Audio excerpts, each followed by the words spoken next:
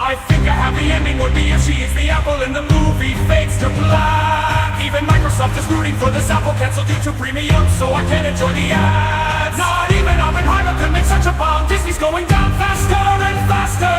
This movie been released in the 1900s, Titanic would have been forgotten as the worst disaster. Walls look like none of them are allowed within a mile of the school. The United States military should use this movie as an interrogation tool. Zagalor is gearing up for a new career as a cashier at TJ Maxx. When your lead actor is so toxic, she poisons the apple instead. Lord Farquaad couldn't get the princess, so he became one. Congrats for her transition.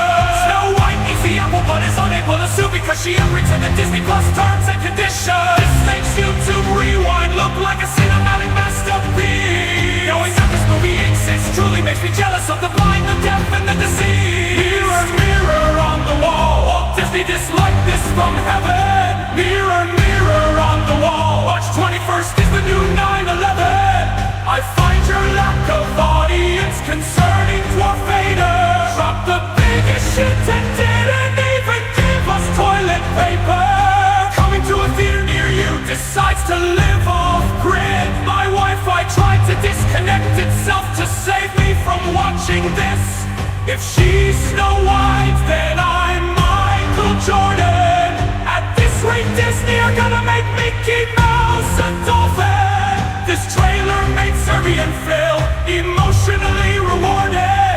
The only snow that's white here is the one Disney's executives keep snoring. Mirror on the wall, when did Lord Farquaad get so tall? Mirror, mirror on the wall, who approved that wig after all? Mirror, mirror on my screen, can this trailer be unseen? Mirror, mirror on the wall, what's the shittiest remake of them all? Shut it!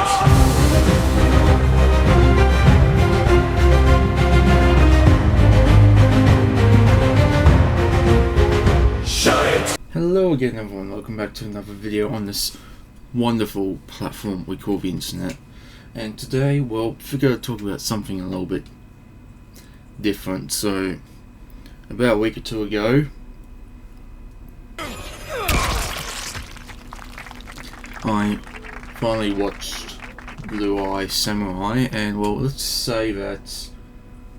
me just say that, holy fuck, it was good. Really good. So, yeah, I liked the animation style was pretty good, characters were good, environments, so on and so forth were interesting and whatnot, so yeah, and the fighting was pretty damn dope too, I must say. So yeah, however, the main focus of this is the main character. I think you say her name is Mizu or something, so yeah. Now let me just say right from the bat that this is how you write about a badass female character. Make her a girl boss, but without girl bossing too close to the sun, I guess you could say. So yeah, and yes, I'm looking at you, Captain Marvel, and fucking Ironheart, and new Snow White, Rachel Zegler. Fucking hell, I can't stand that kid. Fucking annoying, I tell ya. So, technically, yes, this is a very, very strong female character that seems quite OP and all that, and can just brush through most of her enemies and all that. However, though, the good thing is that, despite all that, there's always still someone that is stronger than her and better than her at certain things, and she has challenges that she has to overcome. Unlike all these other quote-unquote strong female characters that can just blitz through anything without a problem whatsoever, or without very little. So, yeah, and also the fact that she has to hide her identity and all, because it's, some could argue that it's to desexualize and all that sort of stuff, but well, for starters, she does let her femininity take over, I guess, in certain parts, and there is a couple of nude scenes, well, a few, I guess. But also there is parts where she does actually dress like a woman. Also, once again, it's set during a period of time where any Japanese citizen that was, you know, I get, as they said back then, a half-breed or whatever it is, were often shunned by society. So she had to, like, pretend to be someone she's not. That's also another challenge she had to overcome, I guess, was, you know, fucking having to hide her true self and pretend to be someone she's not and all that by dressing up mostly as a man and stuff like that. Like, hell, even, like, that Ringo character, I'm pretty sure is, like, the only other character that knows that she's technically a woman. Not even the other characters, the blind swordsman played by Shang Tsung from the 1995 Mortal Kombat movie, because, well, he's blind. And even Tigan, I think that's his name, it still doesn't know either.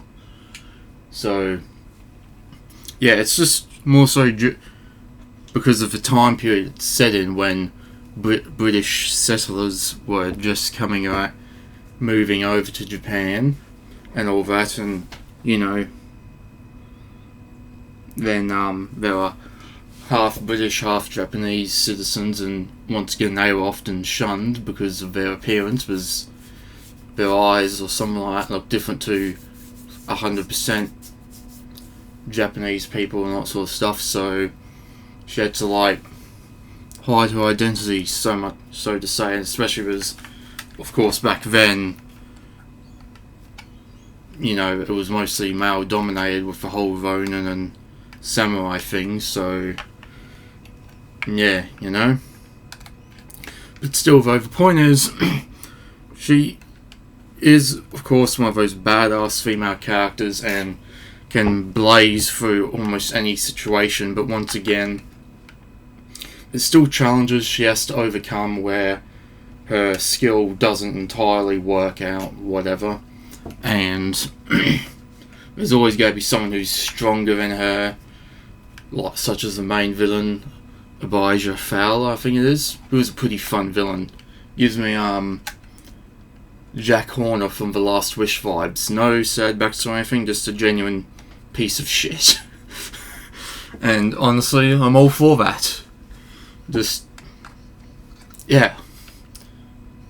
Because, well, yeah, you know, like, yeah, he's bigger, so therefore, of course, he's stronger and all that. She's smaller, so that would make her faster, so they both have their pros and cons, I guess you could say. But either way, though, the way I see it is that, once again, despite being the badass girl boss she is, that once again, there's still challenges that she has to overcome, and fears that have to be tamed and stuff like that, despite how badass she is. And honestly, once again, that's how you write a badass, strong female character. And of course, with that the case, I just know what the new Disney Rachel Zegler Snow White is going to be. It's going to be one of those strong female characters with that woke feminist shit that, and they girl boss too close to the sun, so to speak. And well, this Blue Eye Samurai show and Sonic the Hedgehog 3 and all these other good movies and TV shows should have Disney rethinking their strategies, I guess you could say, because Disney's not looking too good with all their woke agenda and all that stupid filth. So yeah, there you have it. So in conclusion, Disney should take notes, and most other publishers, developers, whatever, should take notes on this, on how to actually write a good, strong, badass female character that isn't entirely OP, or at least is, but once again still has to overcome challenges and fears and all that sort of stuff. But it also adds to the character's arc, I guess you could say, because there's more to than just, oh boy, I can do this, I can do that, whatever a man can do, I can do better, all that that stupid shit. You know, they're just doing what they do because she's just not doing it to prove men wrong that only men can swing swords and all that. She's doing it because it's sort of like she's on a path of revenge and all that sort of stuff, and there's a reason why she's doing this, so if you know what I mean. And yeah, and due to her circumstances, she's had to take on this role of doing what she's doing, also for, I guess, for survival and all that. There's, well, yeah, it's not just to prove that she can do what men can do, only better, and all that stupid shit. So yeah, she's just doing it because that's what's required for her quest for vengeance, so to speak, and all that sort of stuff. So yeah, once again, take notes, Disney. Abandon your woke filth and take notes on this and all the other good instances. So yeah, can't wait for season 2, whenever that is. I'm pumped for it. So yeah, if anyone who hasn't watched Blue Eye Samurai yet and has Netflix, I recommend you do, because it's such a good show. Anyway though, thank you for watching. Feel free to like and subscribe if you want to stay tuned for more videos. I'll see you in the next one.